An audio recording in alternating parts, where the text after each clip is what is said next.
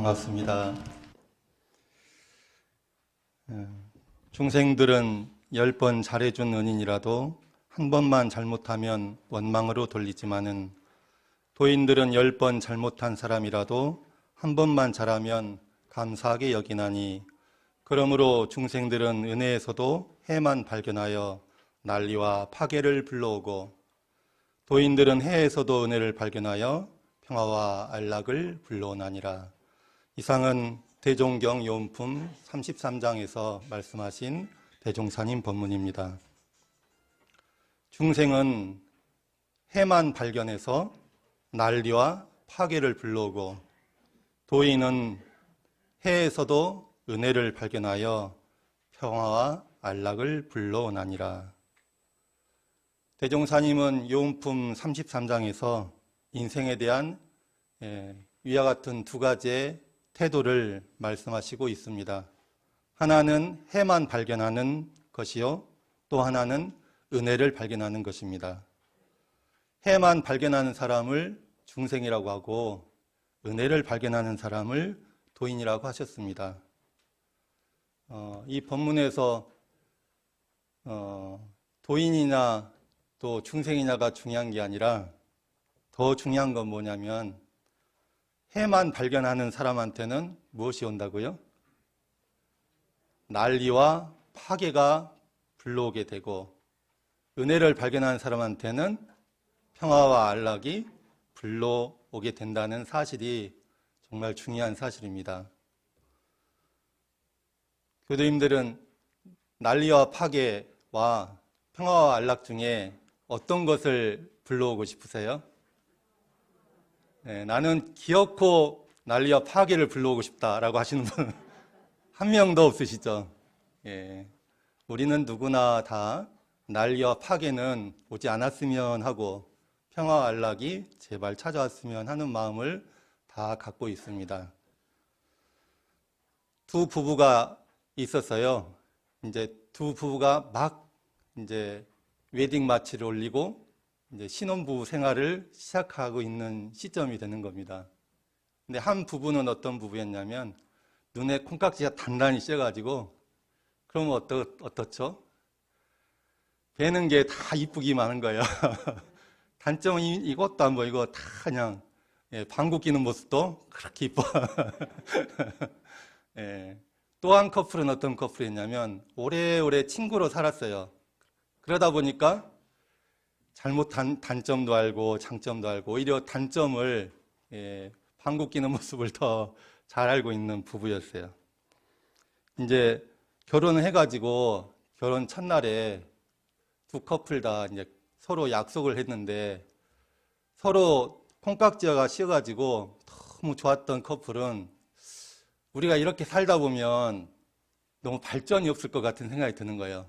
그래서 타당하죠, 그것도. 그래서 우리가 너무 좋아하기만 하지 말고 상대방의 단점을 찾아가지고 그걸 충고해서 고쳐주기를 하자. 그래야 우리 부부가 발전하는 부부가 되고 우리 가족이 발전한 부부가 되지 않겠냐 하고 이제 약속을 했어요.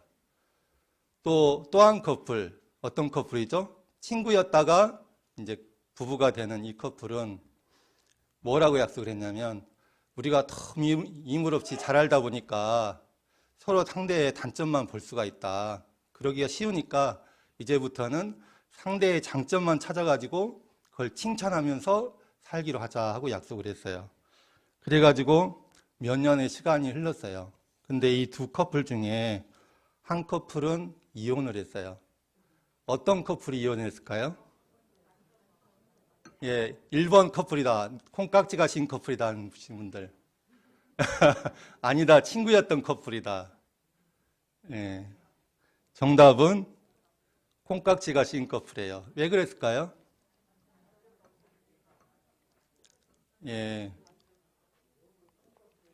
정답을 많이 말씀하시네요. 단점만 계속 찾아서 보니까 그리고 단점만 찾아서 계속 그걸 지적하다 보니까 어느 순간에 그 불만과 불평과 원망이 가득하게 돼버린 거예요. 그러다 보니까 서로 못 살겠어요. 그래서 이혼한 거예요. 단점도 알고 지내던 부부는 반대로 단점도 있었는데 서로 장점만 찾아서 계속 칭찬하다 보니까 서로가 괜찮은 사람이 되는 거예요. 그러다 보니까 서로 애정이 더 뿜어져 가지고 정말 감사 생활 속에서 화목하게 살아가게 됐다고 합니다. 요한복음 33장에서 대종사님은 난리와 파괴를 불러온다. 평화와 안락을 불러온다. 불러온다고 하셨어요. 누가 불러오는 걸까요? 네, 내가 불러오는 거죠. 다 좋게만 했던, 사랑만 했던 부부가 단점만 찾아서 원망하다 결국 가정이 파괴된 것처럼 원망은 우리 삶에 난리와 파괴를 불러오는데 그 주인공은 누구냐면 내가 불러오는 것이죠. 불교 스님 중에 그 고승 중에 앙산 스님이라는 분이 계셔요. 이분이 이제 하신 법문이 여러 가지 이제 인상 깊은 법문이 있는데, 이게 이야기하다 보면 이제 아실 겁니다. 이 법문이 뭔지. 근데 앙산 스님이 하루는 제자들을 다 불러놓고는 이제 내가 시간을 한 달 줄 테니까 자기가 그동안 공부했던 거 있잖아요. 공부했던 것을 탁 집약해가지고 딱 발표를 해라. 한마디 노래처럼 탁 시처럼 요약을 해가지고 자기 공부한 것을 내놔봐라 했어요. 우리로 따지면 나와서 신앙수행담을 해봐라 이렇게 한 거죠. 그래서 잘하면 내가 인가를 해주겠다. 근데 한 달이 지난 시점부터 이제 시점에서 제자들이 이 사람도 저 사람도 이제 차 이렇게 발표를 하는 거예요. 근데 그 말씀을 듣고 다 불씨 안 맞다. 불씨 안 맞다. 계속 퇴짜를 났어요. 그러다 보니까 제자가 한 명도 안 나왔어요. 그러니까 제자들이 그럼 뭡니까 스님? 그럼 뭐예요? 라고 했더니 내일 한번 이야기해 줄 테니까 법 다 모여라 해가지고 다 모였어요. 그래서 하신 본문이 뭐냐? 일일시호일이다 라고 하셨어요. 그게 무슨 말씀이죠? 날마다 좋은 날이다. 날마다 좋은 날이라는 거는 무슨 말일까요? 날마다가 좋은 날이다. 날마다라는 것은 순간순간이 좋다라는 거죠. 이게 순간순간에 자기 혼자 사나요? 그러진 않죠. 이 경계, 저 경계가 찾아오죠. 이 일, 저 일이 찾아오고 그러면 그 일, 저 일이 다 어떻다? 좋다라는 거죠. 우리의 매일은 매일매일 아침에 눈을 뜨면 매일이 시작이 되잖아요. 매일매일은 똑같이 반복될까요? 똑같이 반복 안 될까요? 매일매일 24시간은 똑같지만 24시간 안에 벌어지는 일들은 다 다르죠. 어떻게 다르냐? 어떤 날은요, 운수대통해요. 근데 어떤 날은 참 삼재가 꼈는지 별로 안 좋을 때도 있어요. 어떤 날은 나를 보면 참 맑았다가 어떤 날은 막 그랬다가 그렇죠. 그러니까 매일매일이지만 날마다지만 그 날마다가 똑같은 날은 한 날도 있어요, 없어요? 없어요. 예. 그러니까 순경이 오기도 하고 역경이 오기도 하고 그렇게 오르락 내리락 이리저리 가는 게 굽이굽이 흘러가는 게 날마다죠. 그러니까 날마다 좋다는 거는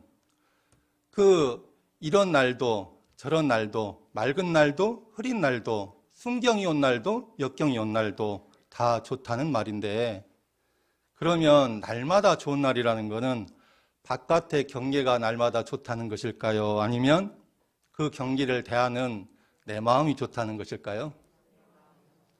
예, 당연하죠. 내 마음이 좋은 거죠. 예.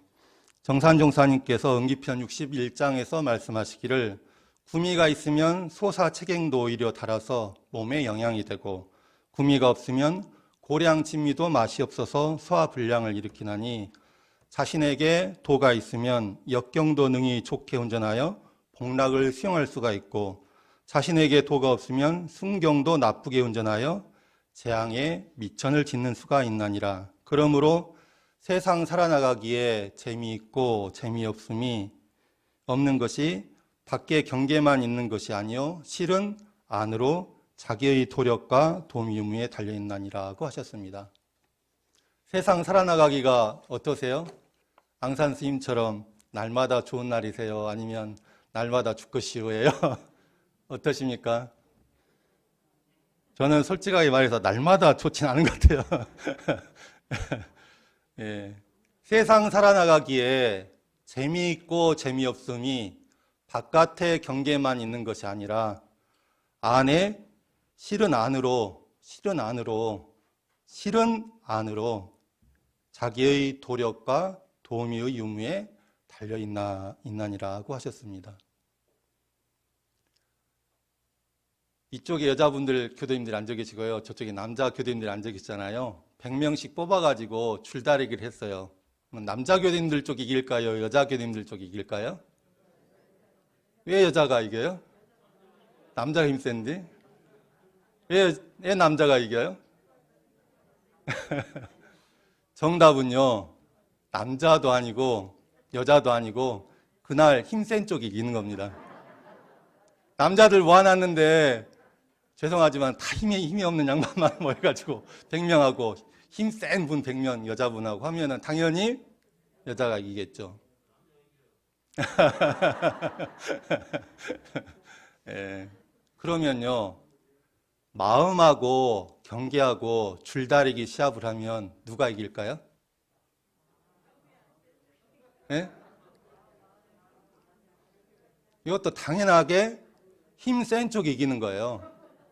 예, 경계가 이기냐 마음이 이기냐, 인생이라는 것은 결국 내 마음과 이 마음이 대한 상대하는 경계가 있는 거잖아요. 근데 아까 정산종사님 말씀에 의하면 이 마음의 힘이 센 쪽, 도미와 도력이 센 쪽이면 인생 살아나가기가 재미가 있겠어요? 없겠어요? 있죠. 근데 이 마음이 약하고, 예? 경계의 힘이 커버리면 아무리가 순경에 살더라도 그게 오히려 지옥불이 될 수도 있다는 거죠. 우리가 수양연구치사에 사막 공부를 하는 이유가 뭘까요? 그거는 인생 살아나가기의 재미, 매일매일의 재미, 삶의 행복이 바깥의 경계만 있는 것이 아니라 안으로 마음의 힘, 수양력, 연구력, 치사력이 얼마만큼이냐에 따라서 내가 행복해지느냐, 행복해지지 않느냐, 살아나가는 게 재미가 있느냐, 재미가 없느냐, 그 차이가 벌어지기 때문에 저희가 수양연구치사에 사막 공부를 하는 겁니다. 금강경에 보면요, 그 사구계가 있잖아요. 예. 금강경 사구계가 뭐죠? 약견, 재상, 비상, 즉견, 열애잖아요. 만약 모든 상이, 모든 모양이, 모든 모습이 상이 없음을 알면, 예, 그러면 어떻게 된다고 그랬죠? 곧바로, 즉견이잖아요. 곧바로 본다. 뭘? 열애를 본다. 바깥으로 처처부를 보고 안으로 자성부를 본다는 거예요. 열애를 본다는 거. 지금 이 순간 즉견열애가 되시는 분 있으십니까? 예. 삶의 의미를 찾아서라는 책이 있어요. 혹시 보신 분들 있을까요? 이 책을 지은 분은 닥터 프랑클이라는 분이에요. 그 2차 세계대전 때 독일에서 독일 사람들이 이제 나치가 유태인을 수용해서 학살을 했잖아요. 그 죽음 후 수용소에 갇힌 분이에요. 근데 죽음 후 수용소에서 갇힌 이 유대인들이 가장 두려워하는 사람이 있었어요. 그 사람은 나치 독일 군인도 아니고 뭐 깡패도 아니고 누구도 아니고 카포라는 사람들이었어요. 이 카포라는 건 뭐냐면 쉽게 말하면 이 유태인인데 앞잡이가 돼서 유태인을 감시하고 이렇게 때리고 이런 사람들이에요. 그러니까 더 얄밉죠. 근데 어느 날 프랭클이요, 작업을 하려고 이제 나갔어요. 나가고 있는데 줄을 서서 이제 줄이 두 줄이 이렇게 있었거든요. 이쪽 줄 딱 사가지고 그 줄을 이제 타고 이제 작업하려고 나가고 있는데 갑자기 어떤 카프 한 명이 와가지고요. 아무 이유 없이 프랭크를 막 두드려 패는 거예요. 막 죽도록 두드려 패요. 그러면서 너 왜 이쪽에 있어? 저쪽 가야지 하고 옆에 줄로 딱 가게 서게 하는 거예요. 아무 영문 없이 그 카프한테 이제 두드려 맞은 거예요. 그리고 옆줄로 간 거예요. 그런데 알고 보니까요. 원래 섰던 줄은 무슨 줄이냐면 가스실 있잖아요. 가스실, 죽음의 길이었고 바꿔서 서게 한 줄은 어떤 줄이었냐면 노동하러 가는 줄, 살아가는 줄이었어요. 그러니까 그 나쁜 모든 사람들이 다 원망하는 그 카포가 이 프랑크를 구해준 거예요. 왜 구해줬을까요? 프랭클이 처음에 죽음의 수용소에 갇혔을 때 너무 괴롭고 원망스럽고 막 두렵고 불안하고 난리가 아니었겠죠. 그러다가 어느 날 문득 한 가지를 탁 깨달았어요. 뭘 깨달았냐면 마음이라는 것을 깨달았어요. 저 나치 독일 사람들이 나를 이렇게 감옥에 가두고 몸을 포박하고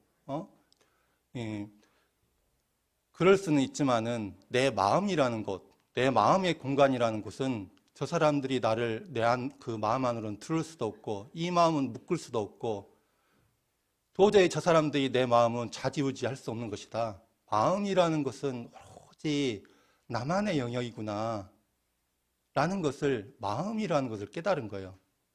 그 마음을 확실하게 딱 깨달아 버리니까 마음이 참 고요해지고 편안해진 거예요.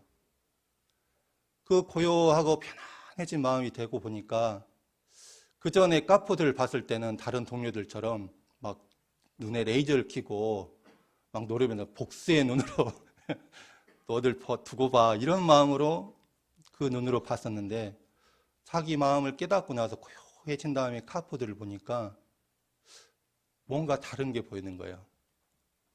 정신 차려놓고 보니까 다른 게 보인 거죠. 뭘까요? 그 사람들도 자기들이 막 원해서 그러는 건 아니에요. 이게 막 기뻐서 그런 건 아니에요. 자기들도 결국에 살기 위해서, 생존하기 위해서 그렇게 하는 거거든요. 그러니까 그 마음이 보이는 거예요. 생존하기 위해서 이렇게 억지로 하긴 하지만은 그 사람들도 마음이 막 행복하고 그러진 않을 거니까 막 미안하고 자책감 들고 죄책감 들고 그런 마음이 있죠. 근데 그 마음이 그 사람들 눈빛 속에서 보인 거예요. 그러니까 이 프랑클이 카포들을 바라보는 마음이 바뀌니까 그 사람들 바라보는 눈빛도 어떻겠어요? 달라지는 거예요. 그러니까 우리가 카포라고 생각을 해보세요. 모든 다른 유태인들이, 동족들이 나를 바라볼 때 죽일 듯이 봐요. 너 한번 봐. 나중에 너 가만 안 둘 거야. 이런 눈으로 보는데 어떤 사람 한 명은 희한하게 자기를 친구 대하듯 보는 거예요. 그러면 우리 마음이 어떻겠습니까? 그래서 카포들이 이 사람을 다르게 대하기 시작했고 서로 대화도 하게 되고 나중에는 친구가 돼서 정말 아까와 같이 여러 번 죽을 고비를 구해줘가지고 끝내 세계대전이 끝날 때까지 돌봐줘서 생존을 하게 돼요. 그러니까 나를 죽이는 사람이 나를 살리는 사람으로 변환이 돼버린 거예요. 무엇 때문에? 내가 그 사람을 바라보는 이 한마음이 바뀌니까 원망의 눈에서 감사의 눈으로 바라보니까 나를 죽이는 사람이 나를 살리는 사람으로 바뀌어버린 것입니다. 교수님들 이게 뭐죠? 이게 뭐예요? 일단 핸드폰이에요. 이 핸드폰은 좋은 것입니까? 나쁜 것입니까?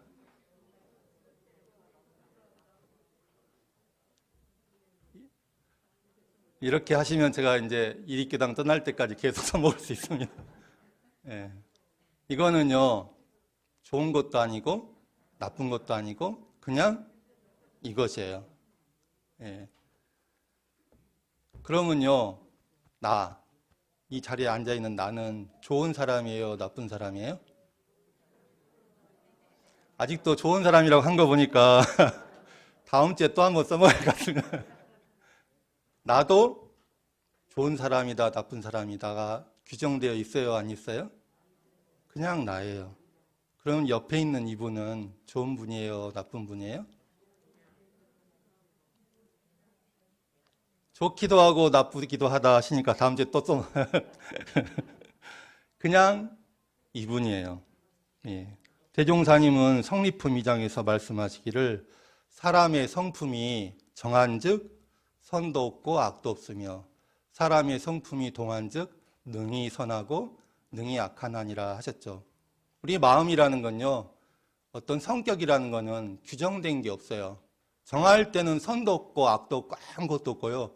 동하면 능히 선했다가 능히 악했다가, 그러니까 천사 악마가 따로 딱 정해서 고정불변하고 있는 게 아니라 천사가 악마가 됐다가도 악마가 천사가 됐다고. 저기 스타님이 저한테는 천사이지만은, 스타님은 늘 천사시니까 안 되겠네. 제가 스타님한테는 천사지만 진타님한테는 악마가 될 수도 있는 거예요. 예, 진짜 그러진 않습니다. 예, 그런 것처럼 우리가 만나는 모든 사람들, 모든 인연들, 모든 경계가 딱 고정해놓고 이거다라고 고정해놓고 있는 건 아니에요. 그냥 그건데 내가 상대하는 내가 그것을 감사하다, 좋다라고 생각하고 그 상대를 이용하는 법을 알아서 쓰게 되면, 선용하게 되면 나에게 천사가 되고 기회가 되고 은혜가 되는 것입니다. 우리는 누구나 행복을 꿈꿉니다. 나는 평생 불행하게 살고 싶다 하시는 분 없으시죠? 예, 누구나 행복을 꿈꿔요. 그런데 누구나 바라는 이 행복을 어디서 찾을 수 있을까요?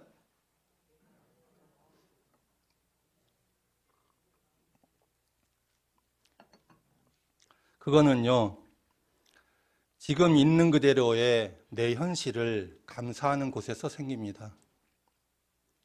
지금 있는 그대로의 내 현실은 뭘까요? 지금 있는 그대로의 내 현실. 저를 한번 봐보세요. 이게 있는 그대로의 제 현실이에요. 예. 지금 있는 그대로 내 현실을 감사하면요, 저도 꽤 괜찮게 생긴 사람이에요. 그런데 꽤 괜찮게 생겼어도 지금 있는 그대로 내 현실, 이것을 불평하고 원망하면 꽤 괜찮게 생긴 사람도요, 꽤 안 괜찮게 살아가요. 이거 말고 또 지금 있는 그대로의 내 현실이 뭐가 있을까요? 결혼하셨으면 내 가장 큰 현실은 뭐냐면 내 배우자예요. 내 배우자가 가장 큰 현실이더라고요. 이분이 내 있는 그대로의 현실이에요. 내 배우자의 있는 그대로의 그 모습을 있는 그대로 사랑하십니까? 아이고 연세야 하십니까? 어떠세요? 만약에요, 있는 그대로 그 모습을 아까 그 단점을 찾는 게 아니라 장점을 찾았던, 그리고 칭찬했던 그 부처럼 있는 그대로 그 모습에서 감사하고 장점을 찾아서 감사하고 칭찬하고 당신 참 좋아, 격려하고 지지하는 그 부분은요, 그 가정에는 행복과 화목이 불러올 거예요. 없는 감사할 일들이 자꾸만 생겨나게 됩니다. 그런데요, 있는 그대로의 내 현실인 내 남편을, 내 부인을 당신은 왜 그렇게 생겼어? 그러기 시작하면 어때요? 그러면 그때부터 난리와 파괴를 자기가 부르고 있는 게 됩니다. 근데 사람 마음이요, 참 신기한 게, 제가 제 마음을 보니까요, 평상시는 괜찮아요. 그런데 그러다 어떤 한순간에 딱 꽂힐 때가 있어요. 저러면 안 되는데. 꽂히는 게 있습니까, 없습니까? 그 꽂히는 마음, 그 꽂히는 마음을 해결 안 하고 그것만 계속 키워나가면 내 남편이, 내 배우자가 100가지의 장점이 있는데 그 한 가지 때문에 완전히 원망 덩어리가 돼버려요. 그러니까 그 하나에 꽂히지 마시고 그걸 잘 해결을 해야 됩니다. 내 배우자, 내 자녀들, 내 가정, 지금 이 순간에는 지금 있는 이 법당, 옆에 있는 교도님, 교무님, 이분이요, 지금 있는 그대로의 내 현실이에요. 우리가 행복하려면 어떻게 되냐면 지금 있는 그대로 현실을 있는 그대로 사랑하는 것입니다. 근데 그걸 방해하는 게 뭐냐? 뭔가 이러면 돼, 이러면 안 돼라는 상이에요. 누구나 내 마음속에 이러면 돼, 이러면 안 돼가 있어요. 근데 그 한 상을 갖게 되면요, 어떻게 되냐? 즉견열애가 안 돼요. 즉견열애가 안 되면 어떻게 되죠? 불공이 안 돼요. 불공이 안 되면 어떻게 되죠? 그러면 내 삶에 난리와 파괴가 오는 거예요.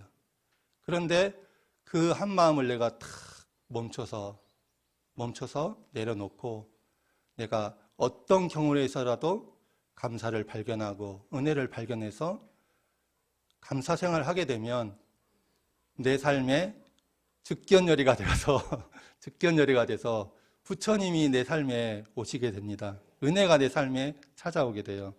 어떤 걸 하시겠어요? 한번 옆 사람 한번 봐보실까요? 실습하시게. 서로 한번 봐보시고 인사 한번 해보시고 서로요 아무 말 없이 서로 보시고 1초 동안 한번 바라봐 보세요. 1초 동안.